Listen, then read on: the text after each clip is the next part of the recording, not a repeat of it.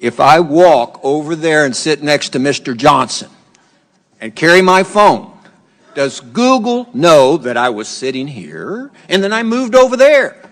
You're welcome anytime, Judge. Yes or no? I genuinely don't know without knowing I'm what shocked you services. don't know. Do you or do you not collect identifiers like name, age, and address? Yes or no? If you're creating an account, yes, and using an account, yes. Specific search histories when a person types something into a search bar.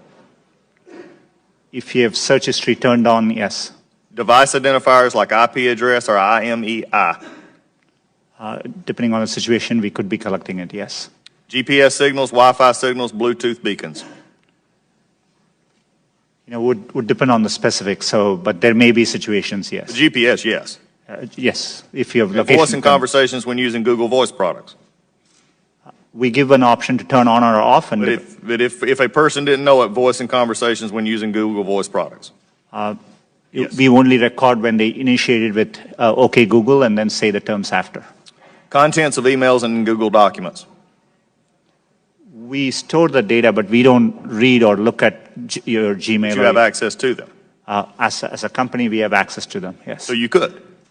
Saying you don't or don't. I'm not asking do you or don't. I'm saying you could, though there is a possibility. We have clear established policies on how we would do that data. And their privacy policies, speaking of that, has changed 28 times, including 8 times since January 2016. So I think the policies, and this is why I'm asking these questions. There are many things which we don't collect. For example, we don't collect, you could have a product like Google Home, we won't collect conversations unless you specifically ask us to. So you ask a question. And so we definitely are very careful and minimize the data we need to provide the service back to our users.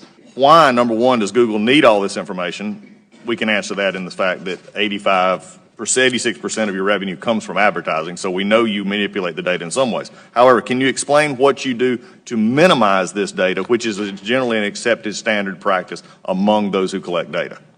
Our goal is, but we are providing, for example, if we are providing you a service like Gmail, which we have done for 15 years, that data, we need to store it for our users, so they expect us to.